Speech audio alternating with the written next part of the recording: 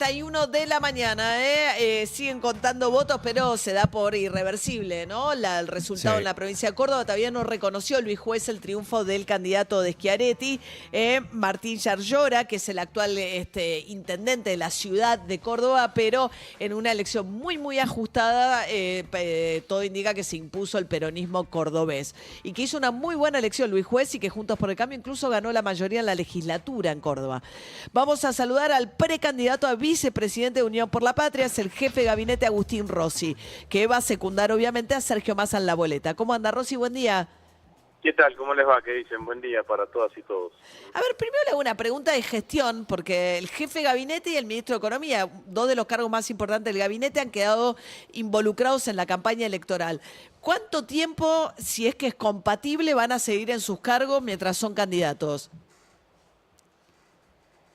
Bueno, en principio, tanto Sergio como yo tenemos pensado seguir ejerciendo la gestión.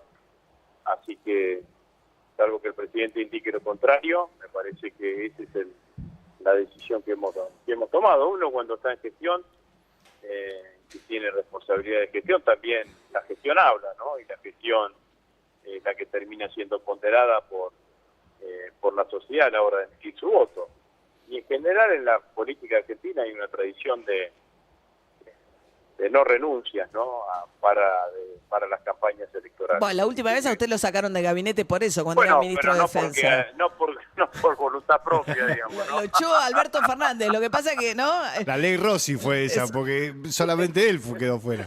Lo echó Alberto Fernández. No por voluntad propia, digamos, ¿no? No, Así que pero había yo dicho... esta vez decía, che, si me van a sacar, no me saquen por televisión, digamos.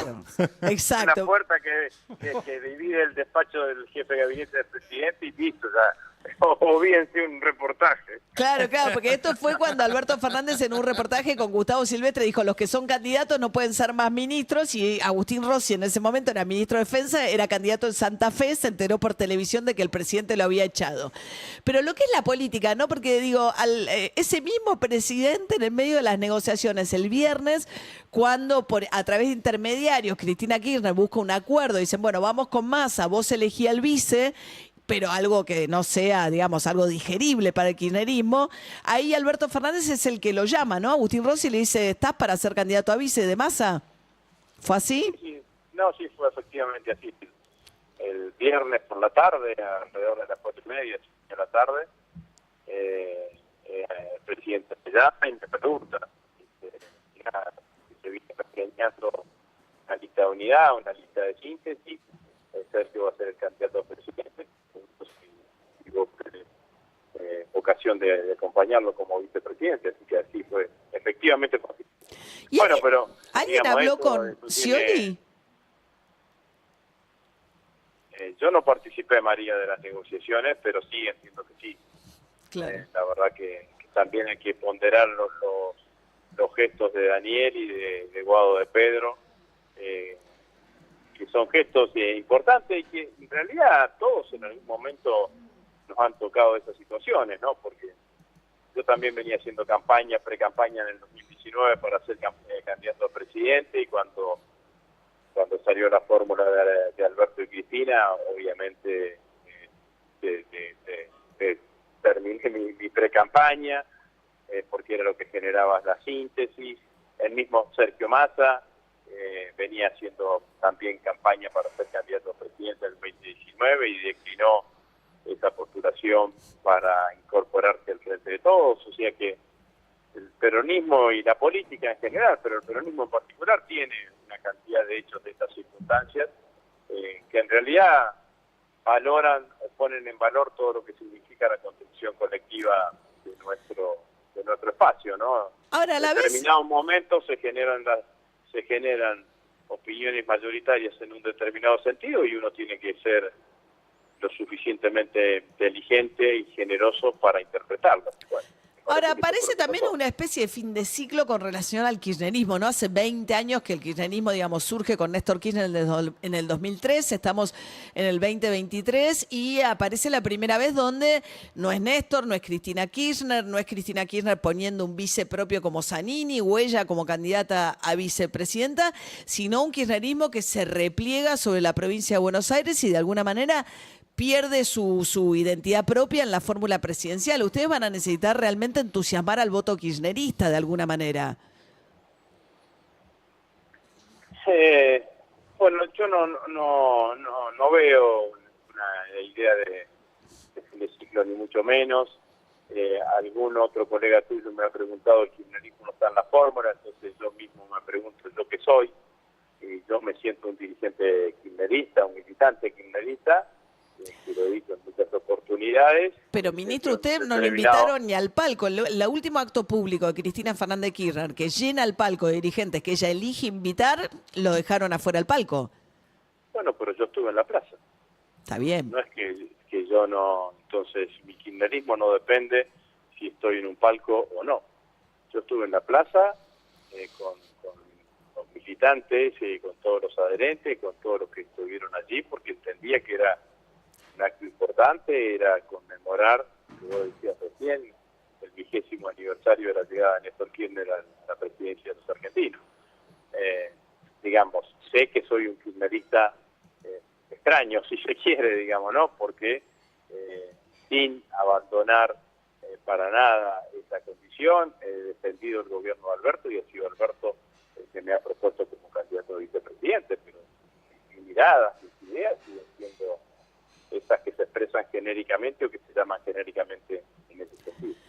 A ver si es muy buena, siempre es interesante escucharlo también a Agustín Rossi hablar de política, porque es un analista muy interesante de escuchar, ahora en realidad ya seguramente tomado por su rol de precandidato además a la vicepresidencia, pero si uno mira, uno puede preguntarse si es un fin de ciclo del kirchnerismo, dice que no, y la otra pregunta es si no se derechizó todo el espectro, ¿no? Si no hay finalmente también un triunfo de Milei, más allá de lo que pase con Milei, donde aparece Sergio Massa, que es una figura, digamos, muy moderada con grandes vínculos con los Estados Unidos, sin confrontar con organismos internacionales, etcétera, como un gesto de pragmatismo de elegir a Massa, Cristina Fernández de Kirchner, y como que a la izquierda de ustedes no queda mucho, salvo la izquierda propiamente dicha, y queda todo más corrido hacia el centro y la centro-derecha, toda la oferta electoral más importante. Bueno, a mí me parece que cuando uno mira todo lo que está sucediendo en la política argentina, está claro que aparecen tres espacios políticos. Yo creo que sin ninguna duda cuando uno